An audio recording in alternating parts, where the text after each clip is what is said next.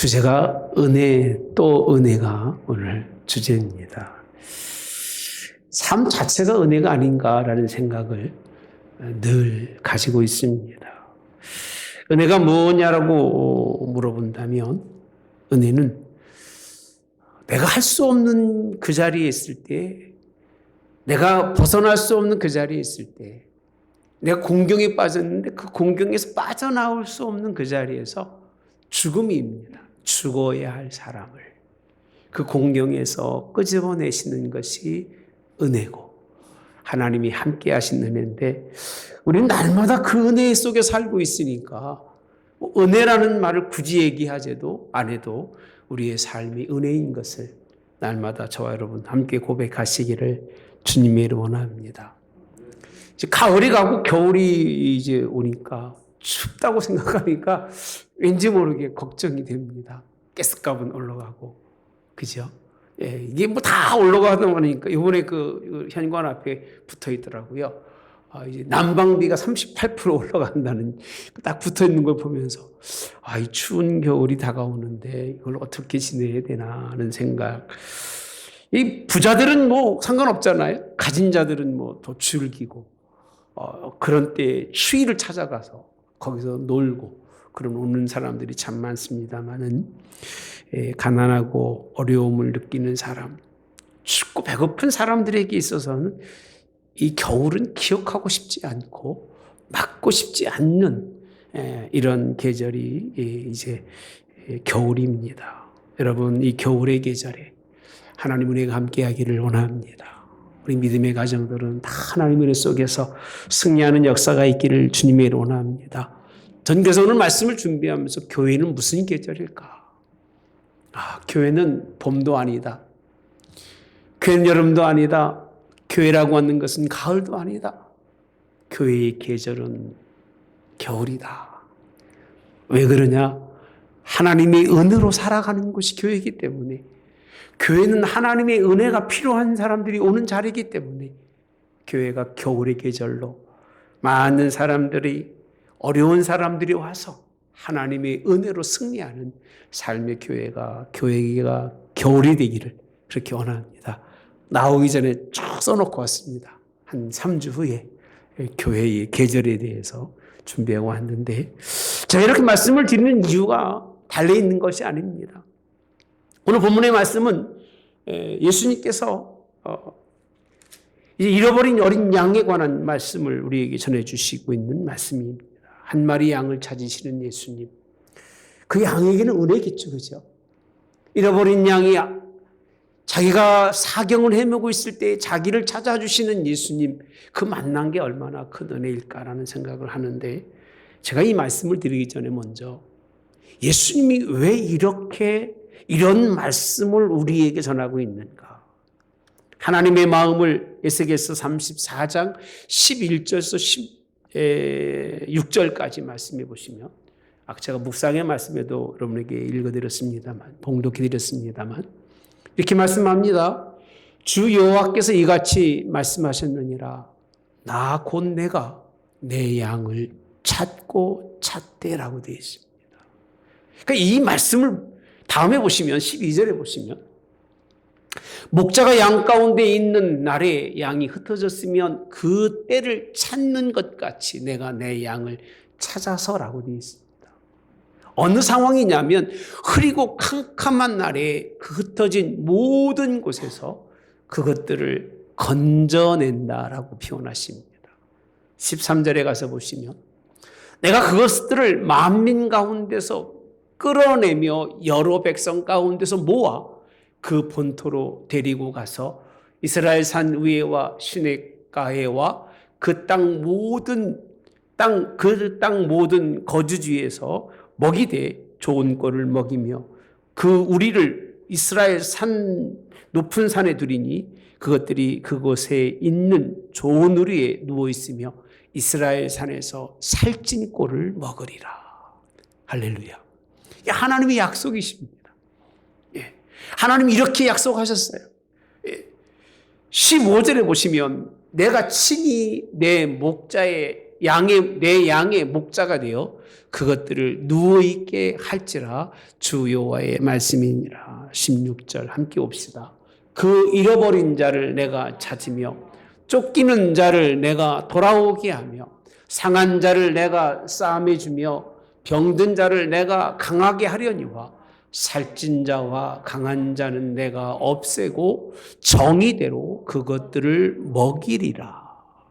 아멘 하십시다. 정의라고 표현합니다. 잃어버린 양을 찾으시는 여호와 하나님의 그 사건들을 에스겔서 34장에 쭉 설명하고 있는데 사실 이 부분을 설명하나 오늘 본문 누가복음 15장을 설명하나 똑같은 개념입니다. 다를 게 하나도 없습니다. 오히려 에스겔서 34장이 좀 더 세밀하게 설명해 주고 있는 것은 분명한 일입니다. 이 성경의 말씀을 근거로 두고 누가복음 15장에 예수님이 말씀해 주고 있다는 사실이에요. 정의대로 잃어버린 자를 찾는데 그들이 어떤 사람들이냐? 쫓기는 자예요. 상한 자예요. 그래서 하나님 싸매주고 병든 자예요. 강하게 해주시는 하나님의 그 은혜를 베푸시겠다고 하시는 것이 에스겔서 34장에 있는 말씀입니다. 여호와는 나의 목자시니 내게 부족함이 없으리로다. 할렐루야. 그 하나님을 믿으시기를 주님의 원합니다. 이렇게 하나님은 찾으시는 하나님인데 비해서 예수님 당시에 이스라엘 백성들은 어떤 사람들이었느냐라고 우리가 물어본다면 은혜를 모르는 사람들이에요. 은혜의 은자도 몰라요. 은혜가 무엇인지조차도 모르는 사람들이에요. 어떤 사람들이기에 그러느냐? 마태복음 23장 13절에 가보시면 화 있을진저 의식하는 서기관들과 바리새인들이여 너희는 천국 문을 사람들 앞에서 닫고 너희도 들어가지 않고 들어가려 하는 자도 들어가지 못하게 하는도다. 14절은 없습니다. 15절에 가보시면 화 있을진저 의식하는 서기관들과 바리새인들이여 너희는 교인 한 사람을 얻기 위하여 바다와 육지를 두루 다니다가 생기면 너희보다 배나도 지옥 자식이 되게 하는도다. 이 예수님 오실 당시의 사람들의 모습인 거예요. 그러니까 하나님이 찾고 찾으시는 모습과는 전혀 달리 이들은 찾는 것이 뭔지를 모릅니다. 하나님의 은혜로 자신들이 구원받고 하나님의 은혜의 자리에 있음에도 불구하고 다른 사람들에게 은혜 베푸는 일은 전혀 없어요. 은혜 베푸는 일은 없고 은혜가 무엇인지도 모르고 살아가고 있는 그들에 대해서 오늘 예수님이 주시는 말씀이 은혜가 무엇이냐? 주님의 은혜에 논리적으로 불합리하다는 거예요. 따라서 합시다. 주님의 은혜는 논리적이지가 않다. 여러분, 사실 논리적입니다. 이따 설명해 드리겠습니다만. 왜 그런가 하면 4절에 가보시면 너희 중에 어떤 사람이 양 100마리가 있는데 그 중에 하나를 잃으면 99마리를 들에 두고 그 잃은 것을 찾아내기까지 찾아다니지 아니하겠느냐. 여러분, 복수와 다수의 사상을 좀 버리세요. 무리의 사상을 가지고 다수를 찾아가는 사람들은 기독교인들이 아닙니다. 기독교는 절대 다수의 원리가 아닙니다. 복수의 원리가 아닙니다. 악은 9마리라고 하는 그 많은 양들이 들에 다 머물러 놓고 하나의 잃은 양을 찾아가는 목자라고 하는 것은 목자에게 가능한 거지 장사치들은 못합니다. 하나의 양을 사랑하는 목자이기에 가능한 거지. 여러분, 사업하는 사람들은 당연히 하나는 버립니다. 그것까지 가나 버려도 돼. 오직 못났으면 무리 가운데 끼지 못할까 하고 버릴 수 있겠습니다만 예수님은 오늘 그 한 마리 양을 찾아서 99마리를 들에 두고 가는데 이 본문의 말씀이 새벽 기도의 우리 말씀과 똑같은 마태복음에 있는 말씀입니다만 저는 그래서요, 뭐를 봐야 되느냐 하면 잃은 자를 바라보는 눈을 가지고 있지 않는 사람은 은혜를 모르는 사람이에요. 나도 잃어버렸던 자인데 하나님이 찾으셨기 때문에 이 자리에 있다는 그 은혜를 아는 사람은요, 잃어버린 자를 볼 수 있어야 돼요. 사람의 눈이요, 어두운 사람이 돼서는 안 돼요. 눈이 어둡다는 얘기는 못 본다는 얘기가 아닙니다. 다 보고 있음에도 불구하고 보여야 할 것은 보지 못하고 보지 말아야 할 것을 보는 사람을 눈이 어둡다고 표현합니다. 특히 신앙인들은 특히 하나님의 그런 귀한 직분자일수록 눈이 밝아야 돼요. 보지 않는 것을 보고 볼 수 없는 것을 보고 그것을 보면서 그것을 캐치해서 보지 못할 것은 가리고 보여야 할 것은 드러낼 수 있는 그런 지혜자가 있어야 되는데 오늘 이스라엘 민족에는 그런 사람이 없어요. 오늘 주님이 오죽하면 이 표현을 통해서 이렇게 말씀하잖아요. 한 마리를 두고 그 잃은 것을 찾아내기까지라고 되어 있습니다. 찾아다니지 아니하겠느냐라고 그렇게 말씀하시는데 다 투자한다는 거예요. 시간도 투자하고 공간도 투자하고 다 한 마리 양을 위해서 투자하시는 주님에 대해서 말씀해 주고 있는 부분이 본문에 있는 말씀입니다. 8절에서부터 말씀을 보시면 8절도 비슷한 내용입니다. 어떤 여자가 10 드라크마가 있는데 하나를 잃으면 등불을 켜고 집을 쓸며 찾아내기까지 부지런히 찾지 아니하겠느냐. 9절에 있는 말씀입니다. 또 찾아낸 즉 벗과 이웃을 불러 모으고 말하되 나와 함께 즐기자 잃은 드라크마를 찾아내었노라 하리라. 똑같은 얘기입니다. 양이든 드라크마든 그 다음에 보면 탕자가 나옵니다마는 탕자의 비유까지 모두가 다 하나의 사건입니다. 하나의 사건. 무슨 사건이냐? 잃어버린 자를 찾으시는 하나님. 교회가 그런 교회가 되기를 그렇게 주님이 원합니다. 있는 사람들이 똘똘 뭉쳐서 뭔가 일을 이루어내는 것도 굉장히 중요합니다만 주님이 원하시는 논리는 그렇지 않아요. 우리 가운데 있다가 잃어버린 사람을 찾으시는 하나님. 왜 그럴까? 이유는 너무나 당연한 겁니다. 사람이 갈수록 사람이 많다 보니까 적은 사람은 무시하되 그 적은 사람이 아니라 작은 사람이에요. 마태복음에는 소자를 적은 자라고 표현합니다. 적은 자. 적은 자를 적다는 얘기는 어린아이라는 얘기입니다. 어린아이를 무시하고 작은 자를 무시하는 이런 상대적으로 수를 중요하다 보니까 많이 있는 그룹은 인정받고 적게 무시되어서 사회적으로 괄시받는. 그래서 요즘들은 그러잖아요. 떼거지로 몰리다는 자잖아요. 정말 그런 일들은 우리가 해서는 안 된 일입니다. 적은 자를 돌아보는 그 보이지 않는 손길이 있어야 된다는 겁니다. 마음이 약한 자일수록 적은 자고 그 적은 자를 돌아보시는 하나님, 그 잃어버린 자를 찾아가시는 하나님을 믿으시기를 주님의 이름 원합니다. 제가 오늘 묵도 지난 후에 교동문이 86번인가 되었습니다. 그 교동문의 내용을 보면 오늘 교동문을 해야 돼 말아야 돼. 넘어가려고 보니까 넘어갈 틈이 없어요. 그 다음부터는 그런 내용이 없어서. 그래서 제가 그 내용을 읽으면서 이 말씀이 내게 이렇게 은혜를 주는구나. 거기 보면 하나님이 정한 숫자가 있습니다. 14만 4천이라고 하는 숫자 채워져야 되는 거예요. 하나님은 100을 채우셔야 돼요. 그러니까 마태복음에 보면 주님이 하신 말씀이잖아요. 내게 주신 자 중에서 하나도 잃어버리지 않는 것이 누구 뜻이라고 그랬어요? 아버지 뜻이라고 되어 있습니다. 거기에 빈칸으로 되어 있지만 다른 사본에는 그렇게 되어 있습니다. 하나도 잃어버리지 않는 것이 누구 뜻이라고요? 아버지 뜻이에요. 잃어버리는 것이 아닌 것이 아버지 뜻인데 다시 말씀을 드리면 100이라고 하는 숫자 중에 하나가 빠져나가면 괜찮다고 생각하지 마라 그 얘기예요. 하나님은 그를 내 것으로 택하셨으면 그는 누구 거예요? 내 것이라는 거예요. 그를 찾아내기까지 찾아낼 때까지 그를 찾아서 자기 앞에 둘 때까지 쉬지 아니하시고 일하시는 하나님을 여러분 만나시기를 주님의 이름으로 원합니다. 10 드라크마의 비유도 마찬가지잖아요. 하나를 잃어버리면 10이 꽉 차야 온전한 숫자인데 하나를 잃어버리면 형제가 둘이지만 아버지한테는 그 형제 둘이 하나예요. 뭐라고 표현하죠? 자녀라고 표현합니다.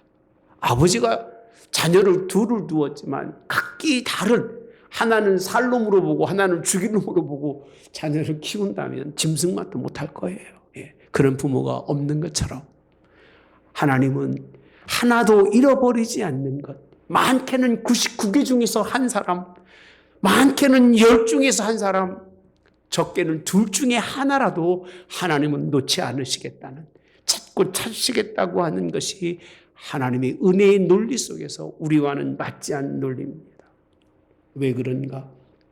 99마리를 어찌 들에 두고 한 마리를 찾아가십니까? 99마리가 너무 불합리하고 불공평하다고 충분히 따질 수 있습니다. 나간 사람의 입장에 떠나간 사람의 한 마리 양이 그렇게 99마리 가운데 올바르냐라고 물었을 때 아마 그렇지 않은 것으로 생각을 합니다. 탕자의 비유에서 잘 기록되어 있지 않습니까? 아버지 걸 다 탕진하잖아요. 아버지의 불순종하잖아요. 하나님 뜻대로 안 살잖아요. 그래서 자기 마음대로 살아보겠다고 떠나가잖아요. 떠나간 사람이 돌아오기까지 기다리셨던 아버지, 찾고 또 찾으셨던 그 아들이 돌아오는 것을 바라보며 멀리서도 보고 그를 품에 안으시며 그를 위해 기뻐하셨던 아버지. 하나님의 은혜는 그런 것입니다. 우리가 그런 자리에서 부름받았고 그런 자리에서 오늘 또 은혜 자리에 있는 걸 믿으시고, 여러분, 하나님이 불공평하다고 생각하지 마시고 내가 은혜 받은 것이 공평한 일이요, 나 같은 사람들이 은혜 받는 일이 하나님의 큰 은혜 위에 또 은혜라는 걸 여러분 시인하는 여러분 되시기를 주님의 이름으로 원합니다. 5절에 있는 말씀입니다. 이렇게 표현합니다. 또 찾아낸 즉 즐거워 어깨에 메고, 이렇게 표현합니다. 찾아낸 즉입니다. 그 다음에 6절에 보면 집에 와서 그 벗과 이웃을 불러 모으고 말하되 나와 함께 즐기자, 나의 잃은 양을 찾아내었노라 하니라. 여기서 비밀이 한 가지가 있습니다. 사람의 논리로는 안 되는 비밀이에요. 경제 원리로는 도무지 이해할 수 없는 비밀이에요. 그것이 뭐냐? 하나를 찾아내서 하나 때문에, 하나로 인하여 뭐가 열렸어요? 잔치가 열렸다는 거예요. 벗들과 이웃을 불러 함께 즐기자는 거예요. 기뻐하자는 거예요. 이게 큰 비밀입니다. 하나님의 비밀이에요. 부모가 가장 기쁠 때는 뭔가 좀 부족한 자녀가 그 부족함에서 벗어나서 자기 자신을 하나하나 자리매게 갈 때 부모가 그보다 행복한 것이 어디 있고 그보다 기쁜 일이 어디 있겠습니까? 잘 나가는 아들, 잘 나가는 건 그냥 너 가라. 충분히 내 힘으로 갈 수 있으니까 별 관심 없습니다만은 부족한 자녀를 향하여, 오죽하면 부모가 부족한 자녀가 있는 가정은 눈도 감기 어렵다고 합니다. 저 자녀를 어떻게 할까? 부모의 마음인 거예요. 하나님의 마음은 그를 불러서 은혜의 자리에 놓고 함께 즐거워하는데, 오늘 본문의 말씀에서 보시면 찾아낸 직이라는 거예요. 찾아내서 얼마나 기쁜지 즐거워 어깨에 메었다라고 하는 표현을 쓰고 있습니다. 여기서 어깨 5절에 가보시면, 아니면 꺼도 괜찮습니다. 그냥 끄세요. 괜찮습니다. 어깨에 맸다고 하는 표현을 여러분 다시 들어보시면 어떤 생각을 하실 수 있느냐면, 양이 처해진 상태예요. 양이 어떤 자리에 처해 있기에 주인이 양을 불러서 가지 않고 어디에 메고 가요? 어깨에 메고 갈까? 양이 지치고, 양이 힘들고, 양이 어렵고. 여러분, 저는 그런 사람이 제 마음속에 있어요. 정말 그래서 힘든 분들 있으면 기도해 주고, 어려운 분들 있으면 하나님이 함께 하기를 정말 원합니다. 본심입니다. 오죽했으면 걷지 못하고 다쳐서 지쳐 쓰러졌기 때문에 그 헤매다가 사경을 헤매던 그런 양을 버려둘 수 없기 때문에 그 양을 덕게 짊어지고 오시는 주님, 이게 은혜인 거예요. 99마리는 결코 경험하지 못할 한 마리 양만 경험할 수 있는 주인의 어깨에 올려서 있는 양을 여러분 생각해 보시기를 그렇게 주님이 원합니다. 그리고 얼마나 기뻤는지 집에 와서는 사람들을 다 불러 모으고 그 양을 보이는데 그 양이 얼마나 비루한 양입니까? 고생하며 그냥 어찌할 수 없는 그런 양인데 더 보면서 봐라. 이게 내가 사랑하는 양이라고 얘기하고 있잖아요. 이게 내 사랑하는 양이다. 여러분 착각하지 마세요. 주님이 누구를 사랑하는 양이라고 주님이 말씀하실지는 교회는 목회자들이 눈이 좀 멀쩡해야 됩니다. 뭐 부자고 돈 있고 뭐 잘 나가고 그런 사람을 세우는 교회는 목사가 될 자격이 없어요. 예.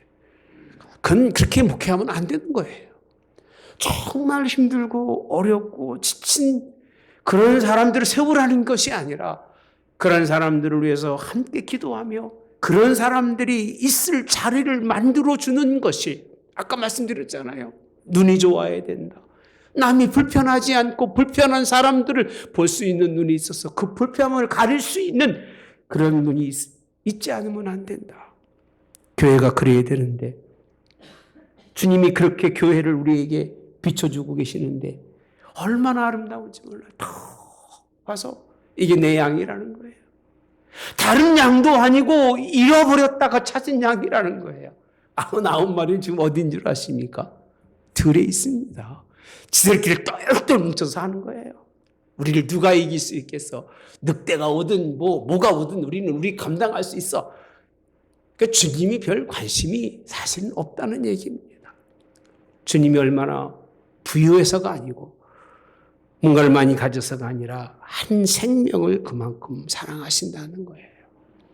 여러분, 은혜의 자리는 기쁨과 즐거움의 자리가 되기 바랍니다. 주님 앞에 교회 와서 예배드리는 사람들은 참 기쁘고 즐거워해야 돼요. 왜? 은혜의 자리이기 때문에 그런 거예요. 내가 얼마나 하나님 앞에 아버지 부족한 사람이고 이 한 주간도 얼마나 주님 내가 여기 가서도 맞고 저기 가서도 맞고 마음이 아픈 사람인지 주님이 아시잖아요. 네, 나를 불쌍히 보시고 나를 주께서 오늘 품에 안아주시기 원합니다. 주의 품 안에 오니까 얼마나 좋은지 몰라요. 행복하고 너무 기뻐요. 이런 믿음의 신앙 고백이 있는 자리가 은혜의 자리인데 여러분들이 그 은혜 누리시기를 바랍니다. 우리끼리 똘똘 뭉쳐서 뭘 이래내고 뭐 하고 뭐 그런 자랑보다 오늘 또 예수님의 어깨 위에 있는 여러분 되세요. 주여 나를 들어서 당신의 어깨에 올려놓으니 얼마나 감사한지. 내가 걸어갈 수 없는 길을 당신이 걷게 해주시고 내가 헤쳐갈 수 없는 길을 당신이 만나서 나를 안고 이 길을 지나 집에까지 오게 하시니 얼마나 감사한지. 할렐루야. 여러분 이 은혜의 기쁨의 자리가 저와 여러분에게 있기를 주님의 이름으로 원합니다. 저는 이 사건을 그렇게까지 연결합니다.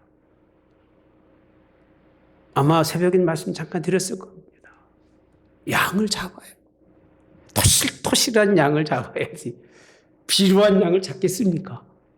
물어봅시다. 주인이 한 마리 양을 딱 찾아갖고 왔는데 주인이 그 양을 잡아서 손님을 대접하겠습니까? 아니면 토실토실한 양을 잡아서 손님을 대접하겠습니까? 네?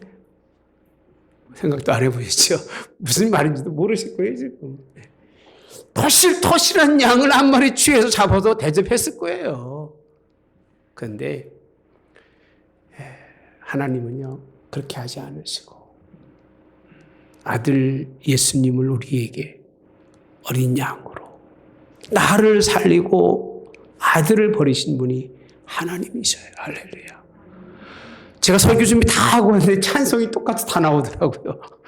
참 그래서 찬송 좀 보고 설교 좀 더 해야 되겠다는 생각을 했습니다. 나는 혼자 준비하면서 이 정도 설교하면 참 잘 됐겠지라고 딱 했는데 찬송 불러보니까 그 찬송이 거기 들어있어요.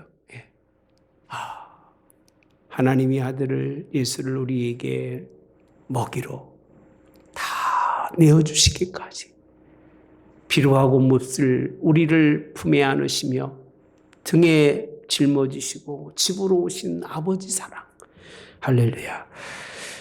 여러분 이 사랑을 여러분 감사하시면서 이제 아버지께서 아들을 주셨으니까 아들 때문에 구원받은 은혜의 자리에 있는 여러분들은 너무 슬퍼하지 마시고 그냥 상징적이지만 그리고 나에게 실제적이지만 지난 사건이지만 이제 그 사건 때문에 기뻐하시고 즐거워할 수 있기를 주님이 원합니다. 여러분, 이게 얼마나 감사한 일인지 모릅니다. 예. 방자는 잠시 방탕할 수 있어도 넘어지지 않았습니다. 타락할 수 있었어도 하나님이 그를 불러내셨어요. 잠시 잠깐 그런 인생을 살았지만 그 이후로는 전혀 그런 인생을 살지 않아요. 다른 인생을 살아요. 한동안 인생 살면서 잘못된 길에 빠질 수 있지만 빠지고 난 다음에 다시는 그 길로 가지 않는 사람은 그 길이 약인 거예요. 그러나 그런 길 살아보지도 못하고 이런 길도 모르고 어디로 가야 할지 모르고 일평생 이것도 아니고 저것도 아닌 인생을 보면 참 딱해요. 차라리 놀다가 주님 만나서 바른 길 가든지 그렇지 않으면 아예 하나님의 말씀에 온전히 붙들려서 일평생 바른 길을 가든지 둘 중에 하나는 걸어야 되는데 헤매고 방황이 뭔지도 모르고 인생 살고 자신들이 끼리 모여서 인생 살면서 정직하다고 이야기하고 있지만 참 정직하지 못했던 그들 실제로 이렇게 말합니다. 그 원인이 무엇이냐? 내가 너희에게 이르노니 이와 같이 죄인 한 사람이 회개하면 이렇게 표현합니다. 따라서 죄인 한 사람이 회개하면 하늘에서는 회개할 것 없는 의인 몇보다요? 99으로 말미암아 기뻐하는 것보다 더하리라. 그 의인으로 인생을 산다고 생각하지 마시고요. 그렇게 인생 살아가는 사람은 하나님은 한 번도 기쁘게 못 해본 사람일 거예요.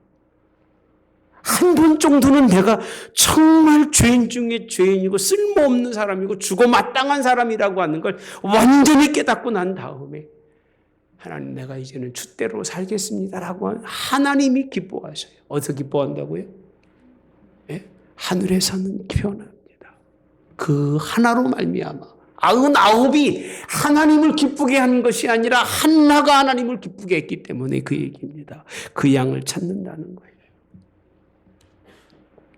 여러분, 은혜를 아는 사람은요. 어떤 사람이냐? 먼저 아닌 사람을 2절에 보니까 이렇게 표현합니다. 이제 본문에 사실 이거부터 하고 갔어야 되는데요. 거꾸로 옵니다. 바리새인과 서기관들이 수군거래에 이르되 이 사람이 따라서 합시다. 죄인을 영접하고 음식을 같이 먹는다 하더라. 이 말씀 때문에 비유로 하신 말씀이에요. 예수님이 이 말씀하신 이유가 어디 있느냐면 예수님이 죄인과 세리라고 표현하고 있습니다. 예. 죄송합니다. 죄인을 영접한다고 되어 있는데 많은 부분에서는 죄인, 세리가 대표적인 사람이죠. 그런 사람들 같이 음식을 먹고 같이 있죠. 그게 계속 반복되고 있습니다. 당시 가장 보수적이면서 신앙적으로 자기는 전혀 문제가 없다고 생각했던 사람들이 누군 줄 아세요? 오늘 바리새인들, 서기관들 그들입니다. 그들이 그냥 모여서 수근수근 지들끼리 그냥 그릇짓을 참 잘해요. 수근수근 누구 욕하고 있는 거예요? 예수님 욕하고 있는 거예요. 뭐 예수님만 욕하겠습니까? 하나님 욕하는 사람들이 수두룩한데 그렇게 하는 거예요. 그러면서 그들이 얘기가 뭐냐면 세리와 뭐 창기, 죄인 이것들은 다 죄인이라는 거예요. 죄인. 그래서 이들 생각에 이것만 싹 하나님이 쓸어버렸으면 좋겠다는 거예요. 이들의 생각이 그런 생각이에요. 오늘날도 그렇잖아요. 자기 마음에 안 들으면 싹 쓸어버렸으면 좋겠다고. 소리 안 나는 총 있으면 있습니다. 소리 안 나는 총. 다 그냥 없었으면 좋겠다는 표현들 우리가 하고 삽니다만 여러분 그 이유가 왠지 아십니까? 율법을 등한시 여기고 땅만 보고 살아가는 거예요. 육만 위에 살아갑니다. 하나님은 없어요. 형식적이든 뭐든 잘 안 해요. 거들떠 보지 않아요. 손님은 거사하고 말도 안 붙여요. 오죽하면 이스라엘 민족이 사마리아의 사람들하고는 상종을 한다잖아요. 상종. 부딪히는 것조차도 하지 않아요. 오늘날 교회가 그렇잖아요. 조금 나쁘면 부딪히려고도 하지 않아요. 그러니까 전도가 되겠습니까? 누구를 만날 사람이 없잖아요. 자기 외로는 자기 같은 사람만 만나고 살아가는 거예요. 예.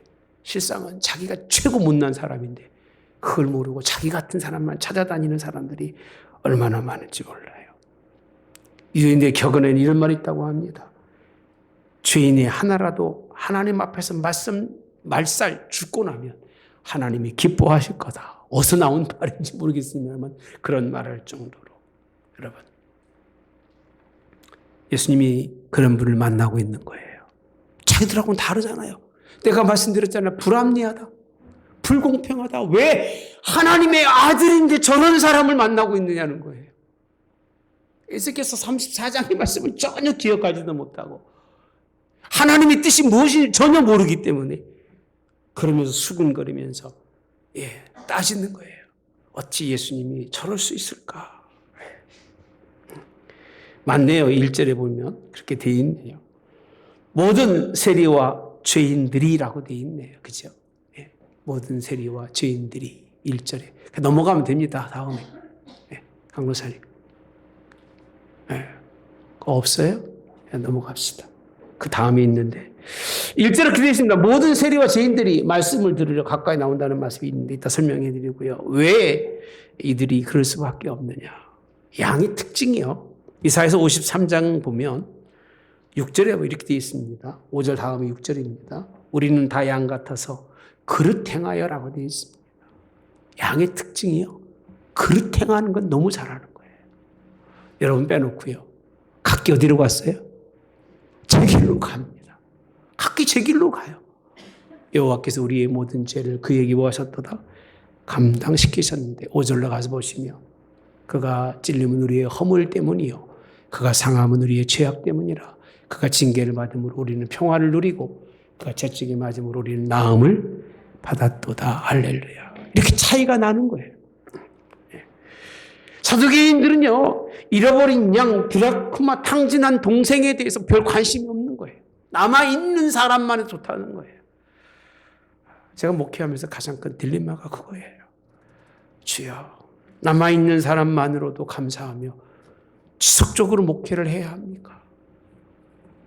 다 듣고 깨달아서 하나님의 말씀을 충분히 알고 있는데 주일날 와서 말씀 들었다고 뭐가 바뀔 수 있겠습니까? 정말 하나님 변할 수 있는 사람, 바뀔 수 있는 사람이 하나님의 교회에 채워져야 주님의 교회가 아닙니까? 제 딜레마예요. 남아 계신 분들도 고맙습니다만 정말 하나님 버려진 자들이 하나님께 돌아오시기를 그런 역사 있는 교회가 되기를 주님이 원합니다. 1절에 있는 말씀 같이 보겠습니다. 모든 세리와 죄인들이 말씀을 들으러 가까이 나오. 이렇게 시작을 해요. 여기서 가장 중요한 것은요. 그들이 왜 왔느냐는 거예요. 왜 왔어요?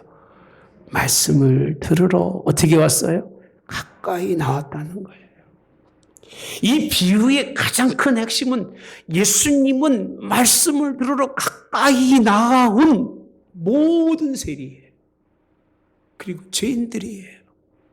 이들이 나온 목적과 이들이 주님을 찾는 목적과 바리새인들과 사두개인들이 찾는 목적은 전혀 달라요.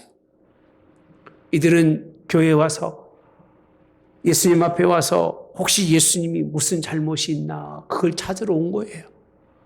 혹시 예수님에게서 무슨 허물이 없을까 그것을 찾으러 옵니다. 신학적 견해를 가지고 예수님에게 대항을 하면서 학문적 견해를 가지고 예수님 앞에 와서 얘기하는 거예요.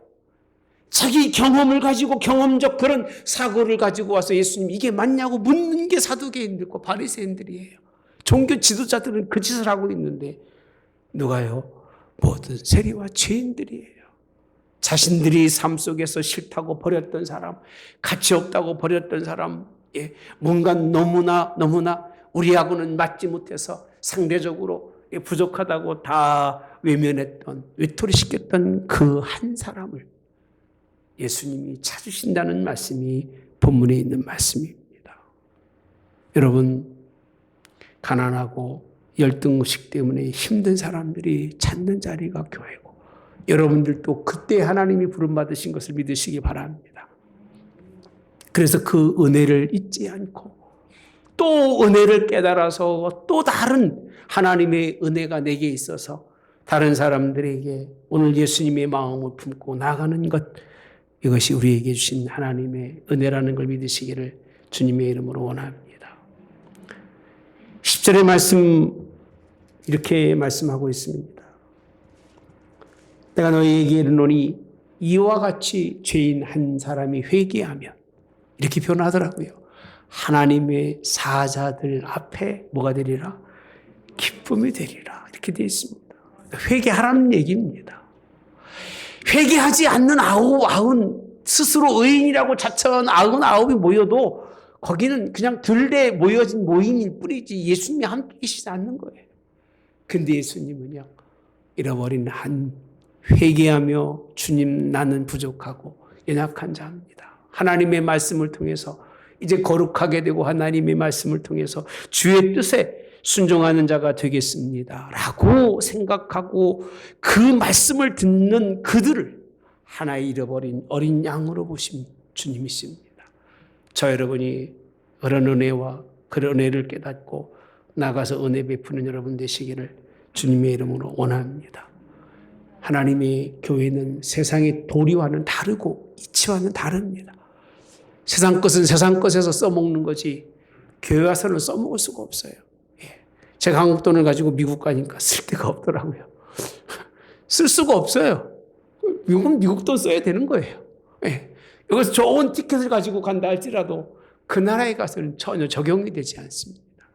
하나님 나라는 하나님의 법이 적용되는 것이고 하나님의 말씀이 적용되는 것인데, 은혜 또 은혜라고 하는 그 은혜도 하나님의 말씀에 적용되는 걸 믿으시기를 주님의 이름으로 원합니다. 여러분, 이제 추운 겨울이 다가옵니다. 만만하지 않을 거라고 생각합니다. 자꾸 금융이 이자는 올라가서 살기 어렵고 삶이 팍팍한 시간들이 오는데, 좀 날씨라도 따뜻하면 좀 견딜 수 있겠지만 추운 건 견디는 건 참 어렵습니다. 여러분, 기도해 주시기 바랍니다. 겨울이 신앙도 마찬가지입니다. 한국교회가 지금 극한 겨울 속에 있습니다. 극한 겨울 속. 코로나19로 지나가면서 이제 그 겨울에 사람들이 다 감기 걸려서 콜록콜록 움직이지 못할 지경까지 이제 3년째 오고 있는 겁니다. 과연 어떻게 이걸 이겨낼지 참 두렵고 염려와 걱정이 됩니다만 걱정하지 마시고 할렐루야. 찾아내시는 주님이 계십니다. 찾도록 찾으시는 예수님, 그분이 다 찾아서 끄집어내서 하나님의 이 자리가 기쁨의 잔치, 참 즐거운 자리로 하나님 앞에 승리하는 교회로 가정마다 주님이 도우셔서 올 겨울을 잘 이겨내시고 할렐루야. 주여 보시옵소서 주님이 하셔서 이겨냈습니다라고 하는 그런 하나님께 영광 돌릴 수 있는 우리 그런 시간이 되어지기를, 이 설교를 기억하시고 내년 4월 달에는 좀 우리 큰 국수라도 먹는 잔치가 교회에서 있기를 바랍니다. 다 이겨내는, 극복해낼 수 있는 은혜, 내가 하는 것이 아니라 주님이 여러분들이 힘들 때 다 양쪽 다리를 붙들고 어디에 매셨어요? 어깨에 턱 메고 자의적으로 아니라 그의 힘으로 이끌어 가시는 은혜 속에 또 은혜를 누릴 수 있는 저 여러분의 삶이 되어지기를 주님의 이름으로 원합니다.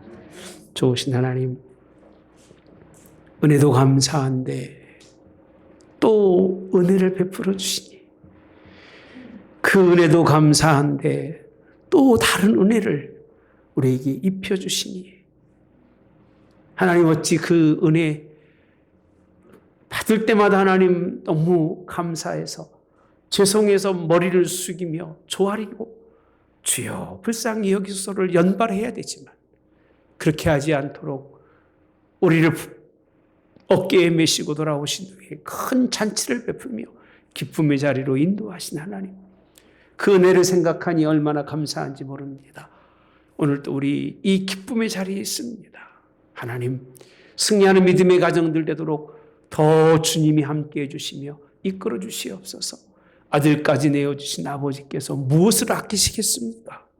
하나님, 무엇을 주님이 주저하시겠습니까?